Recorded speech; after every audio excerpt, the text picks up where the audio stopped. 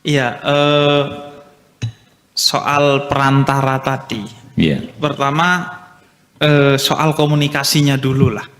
Kadang orang nanya, ngomong kok sama kuburan gitu. Bagi saya itu mudah sekali dijelaskan. Karena orang yang di kuburan itu kan hanya berbeda dimensi saja. Betul. Ya jangankan Allah, Steve Jobs aja bisa bikin media komunikasi untuk orang yang berada di dimensi yang berbeda, yaitu dimensi ruang. Saya bisa telepon istri saya sekarang pakai HP kok. Padahal dimensi ruangnya sudah berbeda gitu kan. Ya. Artinya itu mudah sekali. Kemudian yang kedua, soal perantara, ini kan sebenarnya soal proposal ya. Nah, memang kalau kita yang tradisinya habaib, nahdien itu sama proposal memang sangat mengerti kita perproposalan ini. Sangat mengerti dunia perproposalan. Dan itu biasa-biasa saja gitu kan. Nabi Musa pakai proposal yang namanya Nabi Harun. Karena beliau tidak bisa ngomong dengan baik, karena ketika kecil makan bara, akhirnya pakai perantara, wasilah, proposal itu yang namanya Harun. Nabi Harun itu kan proposal Nabi Musa. Kemudian Allah juga begitu, ketika Allah pakai kata ganti nahnu dalam Al-Quran itu kan pakai wasilah. Pakai wasilah gitu. Maka sebagaimana Allah pun pakai wasilah dalam beberapa hal, apakah berarti Allah butuh wasilah? Itu ya gak butuh. Tapi yang memang itu kan sunnatullah, tradisinya Allah begitu. Maka kita ikut itu. Begitu juga sebaliknya. Allah bilang, in kuntum tuhibbunallah fattabi'uni yuhibbukumullah.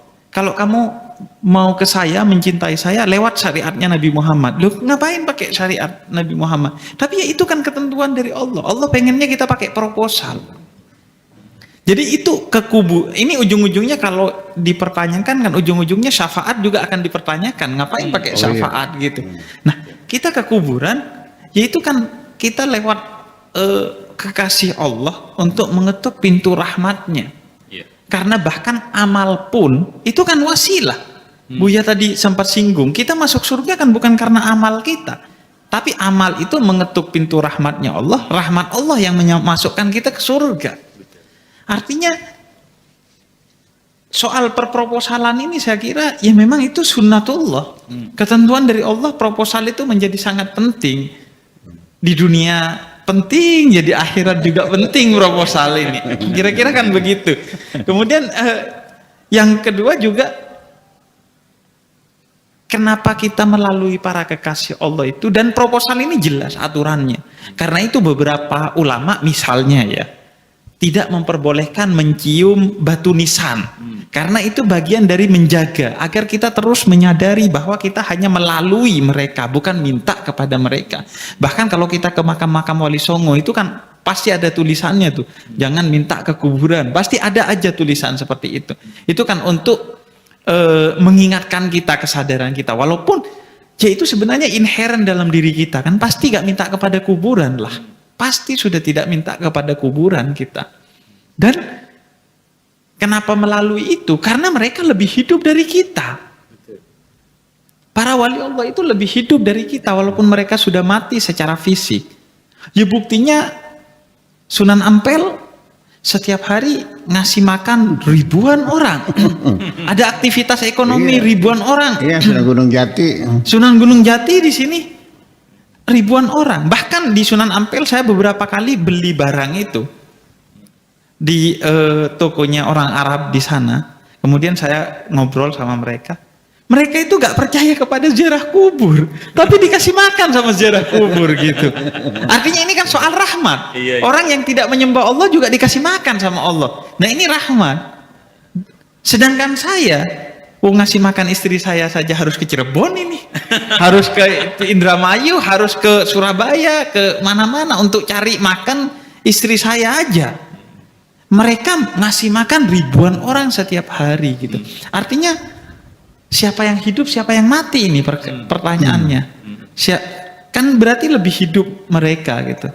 Dan terakhir soal tadi Buya sempat singgung soal ukhuwah. Ukhuwah itu disebutnya kan ukhuwah Islamiyah. Nah, diartikan persaudaraan umat Islam. Padahal kalau menurut saya kan posisinya kan itu sifat-sifat dan mausuf kan. Di Al-Qur'annya innamal mu'minuna ikhwatun. Dan sebenarnya uhuwah Islamiyah. Islamiyah itu sifat posisinya secara nahwu. Jadi persaudaraan yang bersifat Islami. Tidak mesti persaudaraan itu antara orang Islam. Yang penting persaudaraannya bersifat Islami.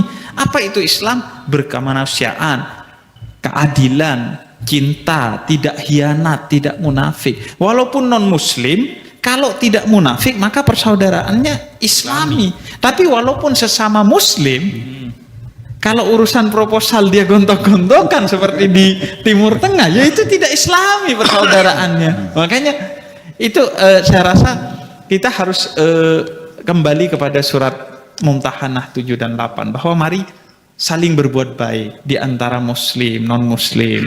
Itu kan identitas yang nanti di akhirat lah urusan dengan Allah. Tapi di dunia ya kemarin dokter gigi saya non-muslim gitu. Ya sama, saya minta kesembuhan melalui wasilahnya dokter gigi saya kan, yang dia non-muslim gitu. Jadi dalam perkara-perkara itu saya kira kita justru harus fastabikul khairat, bukan fastabikul hak kan. Tidak berlomba-lomba dalam kebenaran. Kalau berlomba-lomba dalam kebenaran repot urusannya nanti. Tapi kebaikan aja. Ayo berlomba-lomba bangun rumah sakit. Ayo berlomba-lomba bangun pendidikan dan lain sebagainya. Jadi menurut saya itu kata kuncinya malam hari ini saya rasa yang saya dapatkan adalah bagaimana membangun cinta itu. Nah, cinta itu yang menyebabkan kita bisa berhubungan meskipun beda agama. Cinta itu yang menyebabkan kita bisa berhubungan walaupun beda alam. Walaupun orang itu sudah meninggal, tapi dengan cinta kita bisa berhubungan. Cinta juga yang menghubungkan kita dengan Allah pada akhirnya. Tidak utamanya pada ritual-ritual itu kan. Kadang ritual yang dilakukan tanpa cinta itu gak ada gunanya. Tadi Buya sempat singgung di sajaknya. Ternyata mereka itu babi, anjing, binatang-binatang. Dan itu Sayyidina Ali Zainal Abidin pernah sahabatnya minta, siapa mereka yang bertawaf ini? Kemudian diusap wajahnya, ternyata yang bertawaf itu kebanyakan dari mereka binatang. Tapi ada satu tabi'in yang namanya Ali Al-Muwaffaq, dia tidak pergi ke Ka'bah, tapi dihitung sebagai haji mabrur oleh Allah. Karena dia dana hajinya diberikan ke seorang wanita miskin yang kelaparan dengan 6 anaknya gitu. Artinya itu soal cinta kan. Nah, kita kan masih jauh dari itu, masih aslamu, bukan beriman, kita masih berislam. Cirinya ya ketika sholat masih yang muncul di pikiran kreditan dan lain sebagainya itu Buya. Bahkan ada kayak dulu saya ketika di kosan itu punya trik. Agak kurang ajar sama Allah. Jadi saya itu kalau cari sesuatu, kalau nggak ketemu, saya sholat. Karena kadang kalau sholat, itu kepikiran langsung, oh ada di sana gitu. Karena ketika sholat, setan akan bantu kita untuk mencari sesuatu dengan mengganggu. Nah ini setan pinter, kita harus lebih pinter dari setan. Ya memang ini sholat sengaja kok buat cari sesuatu. Hanya setan kasih tahu. Selesai sholat, tapi setan bikin lupa lagi itu barang. Jadi gimana ya? Artinya sholat kita masih sholat yang berislam. Sholat saya adalah sholat yang masih sholat Islam itulah, belum sholat yang beriman. Karena itu cinta bagi saya adalah pesan utama dari apa yang disampaikan Buya pada malam hari ini, sehingga kita bisa beriman. Itu mungkin. Ya, terima kasih. Ini sebenarnya saya ingin melegitimasi Habib Cinta, cuman sudah ada Habib Cinta tuh. Oh iya. Jadi nggak jadi. boleh. Tetap Habib Ja'far Hussein saja. Saya kira nanti ada acara lagi Buya, jadi nanti terlalu larut. Nah, sekarang kita masuk closing statement yang terakhir. Buya, silahkan Buya.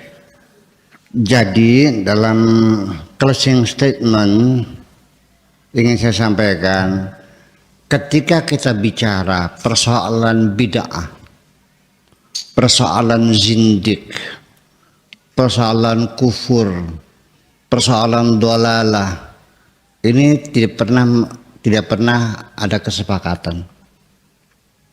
selalu berujung ya tidak tuntas. Perdebatan-perdebatan sosial yang menurut saya kalau bisa masalah ini kan Nabi tidak melakukannya, itu kan bid'ah, kullu bid'atin dhalalah, kullu dhalalah finnar, itu udah selesai. Jadi kita jangan berharap akan final membicarakan bid'ah, musyrik segala macam. Ya sudah, silakan. Kita nggak usah menuduh orang lain musyrik, menuduh orang bid'ah, orang kafir. Karena kenapa? Ternyata yang rajin mengkafir-kafirkan orang, yang rajin membidah-bidahkan orang, mulutnya ngomongnya kafir semua kok. Ngomongnya musyrik semua kok. Musyrik ini kan tiap hari musyrikin orang. Ternyata dari mulutnya keluar kalimat-kalimat kemusyrikan semuanya. Dengan gagahnya dia mengatakan, kalau nggak ada gue nggak bakal jadi masjid tuh. Memang dia nyumbang 500 juta. Kalau ada gue nggak bakal jadi tuh masjid tuh. Untung ada gue. Oh begitu. Ini yang rajin memusyrikan orang tuh. Kalau nggak ada gue, saya bilang, ini Allah ada aja, kenapa harus kalau nggak ada Anda? Yang menentukan Allah. Ya tapi kalau gue nggak ada kan nggak bakal jadi. Allah ada, ya bila ada juga kalau gue nggak ada aja nggak bakal jadi. Ini kemusyrikannya itu dia menyamakan dirinya dengan Tuhan atau dia merasa lebih tinggi dari Tuhan. Bisa nggak? Terucap setiap hari, tapi dia musyrik menurut orang lain. Bid'ah setiap hari dia melakukan bid'ah kok. Karena jalan dasar selagi tidak dilakukan Nabi, ya bid'ah. Anda pakai sarung berarti Bid'ah. Ketepian seperti memang Nabi ketepian seperti ini. Pakai baju, namanya pakai tetoran ini. Zaman dulu kan pakainya pakai kulit ontak, kulit kudu, kulit kambing. Nggak pakai sendal lagi. Rumahnya tidurnya di tanah, di tenda-tenda. Itu rumahnya begini, bid'ah juga semuanya. Odol juga bid'ah semuanya. Sampai cebok pakai tisu aja bid'ah. Karena Nabi tidak pernah cebok pakai tisu. Ya jelas belum ada tisu kok. Jadi pakai apa? Ya pakai batu. Supaya jangan bid'ah kan gitu. Ya tidak pernah selesai. Sampai yang jadi pejabatnya juga yang masa depanmu ada di ujung pena ini. Dan macam-macam kamu ya. Bayangkan seorang manusia meyakini dirinya bisa menentukan nasib seseorang. Apakah itu bukan ucapan Tuhan? Musyrik enggak? Padahal dia rajin bilang musyrik ke orang. Nah, iya. Sampai kiainya bilangnya kepada santrinya yang sudah jadi kiai, kalau bukan aku yang ngajar kamu nggak bakal jadi kiai loh. Ya ini makanya perlu kita ketahui bahwa syirik itu ada dua macam. Ada syirik namanya syirik jali, ada syirik khafi. Ada syirik jali dan syirik khafi. Syirik jali itu nyembah berhala, itu gampang ketahuannya. Kelihatan syirik jali itu jali dan syirik khafi. Itu beda kali. Jali dan khafi. Khafi itu tersembunyi. Yang khafi ini tersembunyi. Artinya yang melakukannya tidak sadar bahwa dia melakukan kemusyrikan. Ya, kalau syirik jali kayak kalau yang menyembah berhala mah semua orang sebodoh-bodohnya orang paham itu jelas musyrik.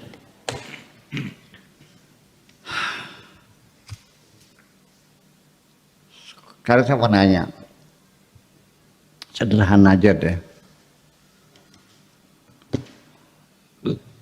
Habib Ja'far Hussein Al-Haddad, saya mau nanya kepada Anda, mobil Anda hilang, sedih nggak? Sedih. Sedih. Kenapa sedih? Karena dapetinnya agak repot. Oh iya. Nah kalau mendapatkannya nggak repot, Sedih nggak? Tetap sedih. Gitu kan. Tetap sedih. Ada lagi alasannya karena kreditnya belum selesai. Karena kreditnya belum selesai. Saya mau nanya lagi, kalau sudah selesai sedih nggak? Tetap sedih.